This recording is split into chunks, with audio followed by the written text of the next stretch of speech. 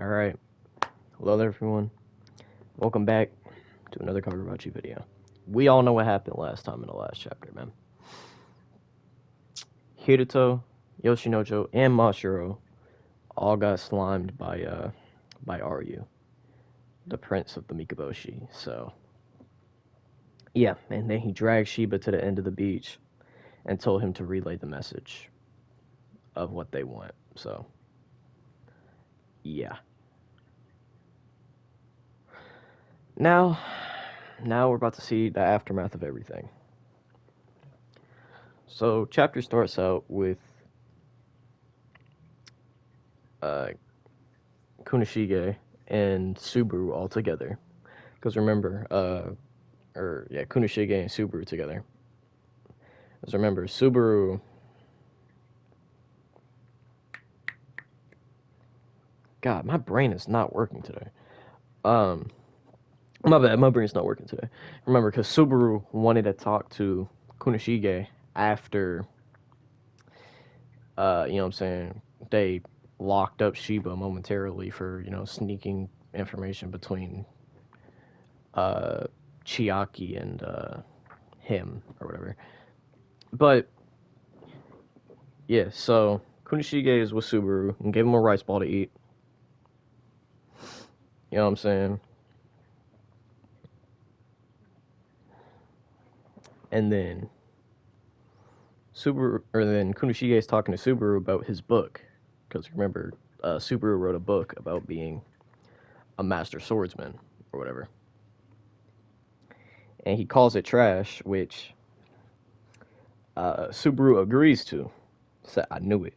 I figured guys like you would keep trying and failing until you saw through the lies.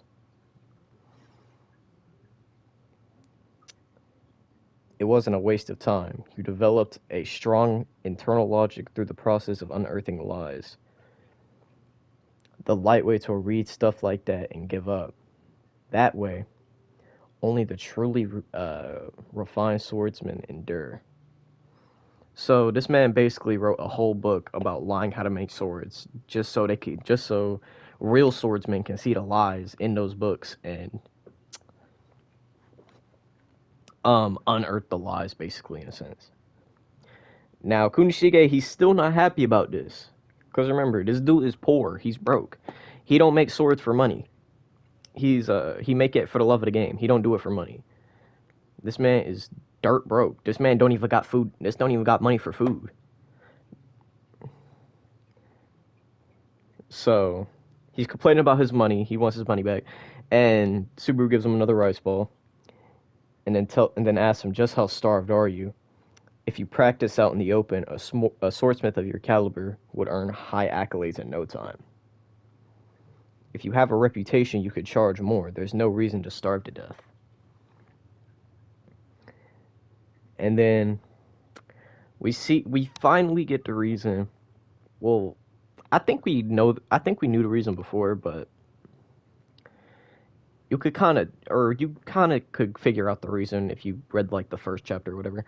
But basically, he says, "Making a living by selling deadly weapons is something I've never been comfortable with. But that's how it should be. We should continually struggle to forge blades to protect people.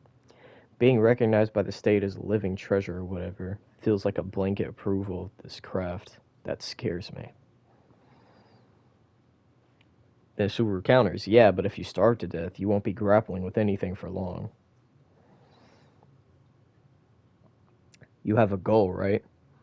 And then Kunishige tells Subaru his goal of making the greatest sword ever. Then he asks him what's he mean by that. "I'm not sure," he says in response.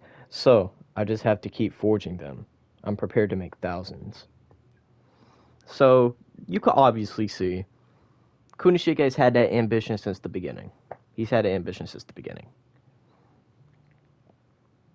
And then we get a page of Mashiro, Shiba, Hiruto, and Yoshinojo all together with like a little album picture, in a sense, like a little album picture.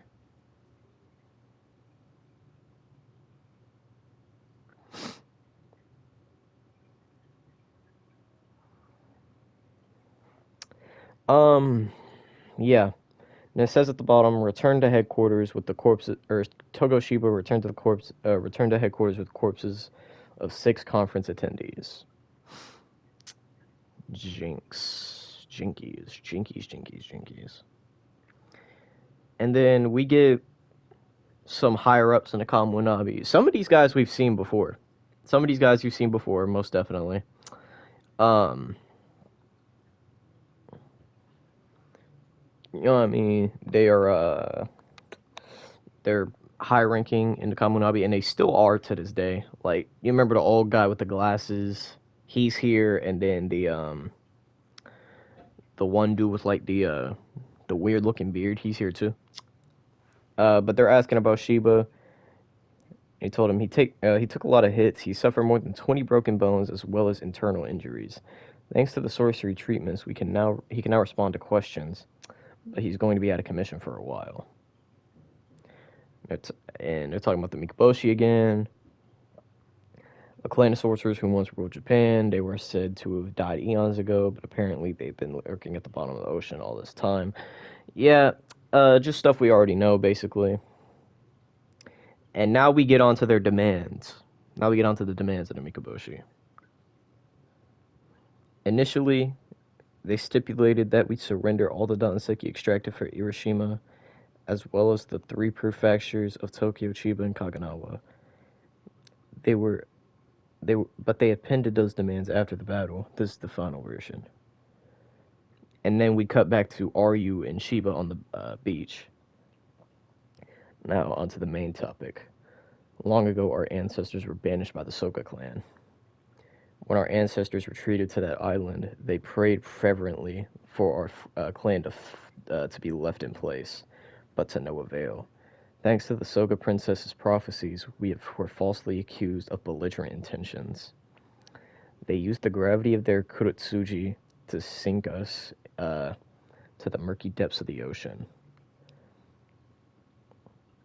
The Soga are alive and well. To this day, they have a princess, don't they? So, it's revealed that the princess of the time, with the Mikoboshi, allegedly lied about the Mikoboshi's intentions and had the Soga clan sink them underwater, which is very interesting. Very interesting. Also, if you don't remember what the Kurotsuji is, it's the thing Hiruto used when he was fighting Ryu, the black little orb behind him that can like control pressure and gravity and stuff like that. Yeah. And then Ryu continues on. Oh no, never mind. Then the was it the conference with the Kamunabi goes on. Shikoku's ultimate demand was the Danseki that the Danseki we mined on Hiroshima and Princess Soga, aka Chiaki, aka um, Chihiro's future mother. Of course, their goal is to exact revenge against the Soga, the system that maintains order among among the sorcerers of our nation. Is governed by a long history of deep-rooted traditions revolved around the Soga clan. Princess Soga represents the very heart of that system. Losing her would signify the collapse of the regime.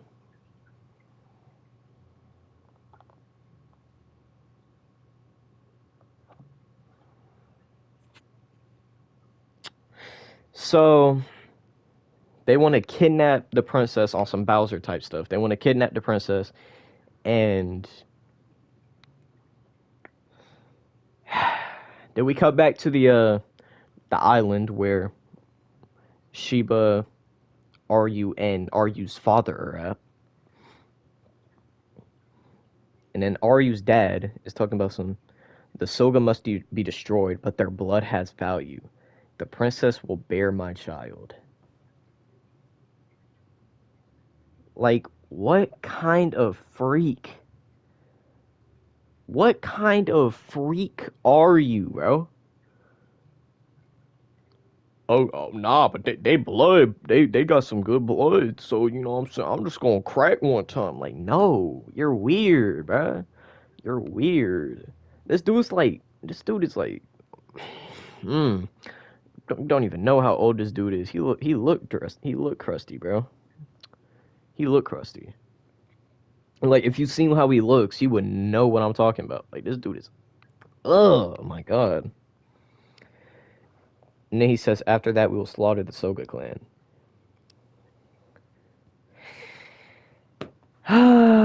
So he's talking about just. So I'm gonna have a kid. I'm gonna have a kid with the princess because they have good blood, and then after that, I'm just gonna kill all of them. I'm just gonna kill all of them. Like, all right, bro, you got it. And then they're talking about, and then the Kamonabi again are talking about their goal is dominion, to wield the blood of the Soga, and to usurp their power. Wait, how could they know the inner workings of our underworld? They even knew our name for the Dantenseki. Apparently, they managed to extract the general gist from some idiot on Hiroshima not associated with the government. And the princess, she fell unconscious the moment the conference ended. She's awake now, but after they delivered their final demands, a flood of new visions came to her, and then we see Ryu just aura farming. Honestly, I ain't gonna lie, just low key aura farming, and then we see Chiaki just crying as she's freaking saying this, or as she's spewing this information. There will be hell on earth, which I'm assuming this is the malediction. I'm just assuming this is what I'm just assuming this is what Akamura is gonna do in the future. But yeah,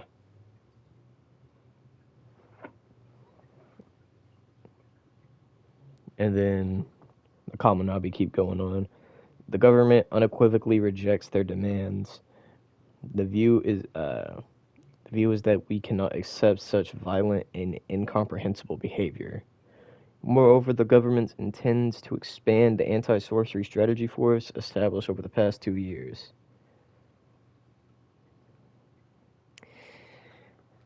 So these guys are still trying to, after seeing what happened with the Kamunabi, or seeing what happened with Shiba, with Mashiro, with Hiruto, with Yoshinojo, seeing what happened with all of them, they're still gonna deny the demands, and they're still gonna try and fight. Like, they're still gonna try and fight them.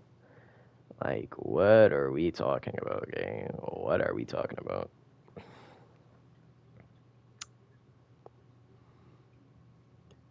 And then they're continuing on. They're leaving the specifics for us. It's not enough. Hiruto Soga was our strongest warrior, a true singularity. Alone, he could dismantle a powerful dynasty, and we sent three other figures, no less capable than him. They were the strongest unit we've ever assembled, and the enemy prince or whatever he is massacred them single-handedly. At the end of the fight, uh, he was lounging on his sofa completely unscathed and sent back a sole survivor. Plus, they had five more warriors of the same caliber. This isn't something we can just throw more soldiers at. W. W Mans. Smart. Smart. Like, there was a picture of young Azami on the last panel. Bro. Azami's gonna be the only one that's doing something.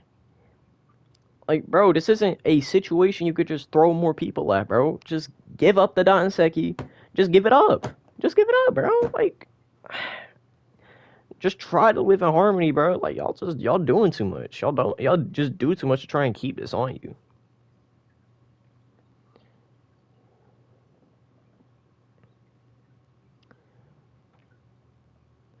We have a stockpile of Kaichi. That maybe that it's finite. And Kaichi, I'm assuming that's another type of metal. I don't know. Uh, we have a stockpile of Kaichi. That maybe it's finite. It gets interrupted.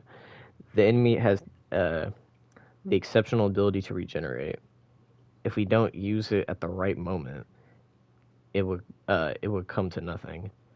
Perhaps our only hope is Flamebone at the Starving. By the way, Hiyuki finally gets a mention after like forever. Like, oh, like Hiyuki finally gets a mention after forever, which is crazy, crazy work. No, he gets interrupted again. We already reached out to the we already reached out to the Kagiri clan, but it's not that simple. But it's not that simple. They haven't had an appropriate master in ages. If it got out of hand, it would relegate the entire continent to a scorched wasteland. Well, I said Hiyuki mention. I didn't mean Hiyuki. I meant Flamebone mention. Like, cause we ain't seen Flamebone in forever since like the Rakuzachi. I ain't gonna lie. But it would have to be something that phenomenal. Otherwise, a battle will produce nothing but more casualties. So they're talking about, oh, what are we gonna do against these people? We can't throw more soldiers at them. We can't give up the Danseki per se. We have Flamebone, which is our strongest option, because remember the Enchanted Blades haven't been made yet. Um, Flamebone's our strongest option, but even then, there is an appropriate master. So yeah, the Kamunabi's just struggling.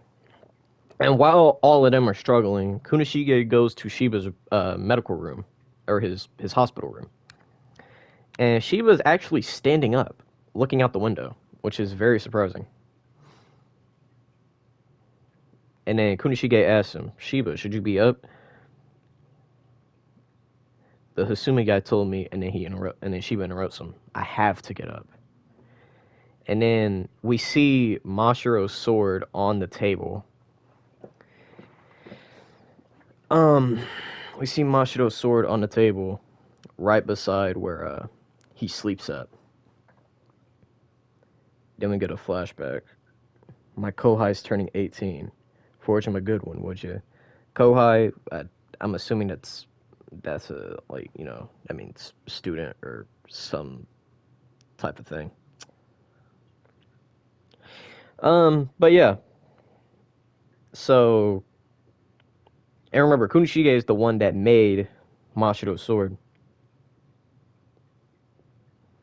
So yeah, Shiba's obviously going through the loss of Mashiro, which who wouldn't at that point, right? That, like your student just like basically died in front of you.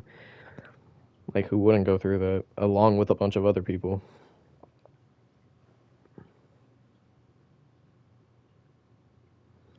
And then the Kamunabi are just constantly arguing again and again.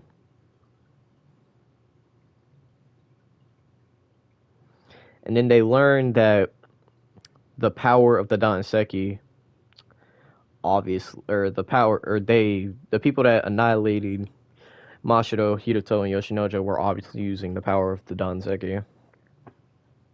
Why do you think they wanted it in the first place? Like, duh, lock in, dumbass. Um, talking about they harnessed an astronomical amount. Like acting like we don't know that. Like what?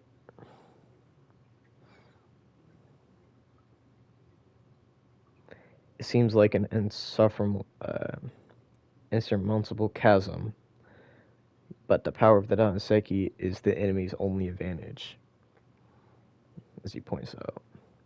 What are you trying to say? That our only winning strategy is to utilize the Danseki?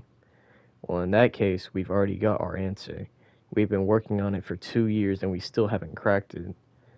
The enemy doesn't seem concerned either. It may not be physically possible for us to wield that ore. And remember,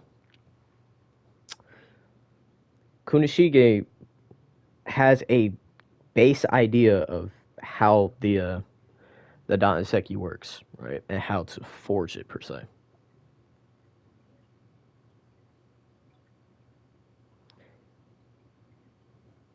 And then Shiba looks back at Kunishige, is talking and telling and asking him, "How much did Mr. Hasumi tell you?"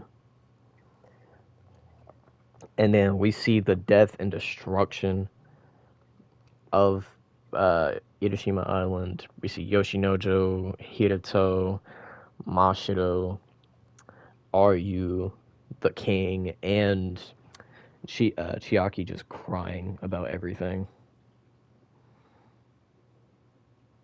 Then uh, Kunishige gets that glint in his eye. Told him everything. And then off screen, I get the impression that Hasumi told the Kamanapi people that, hey, maybe there's a way to craft the Daiseki. And then there's a journal on the table of Shiba's room called the Enchanted Blade Plan that um I'm assuming Kunishige had. And then I'm assuming again this is where the enchanted blades will be crafted. So yeah, that's it for this chapter. Pretty pretty pretty yap fest chapter. I ain't gonna lie. A lot of yap. But it's just need a yap. It's need a yap, I ain't gonna lie. But yeah, this was fun. I love this. Hopefully you enjoyed this one. I'll see you on the next one. Goodbye. Stay safe.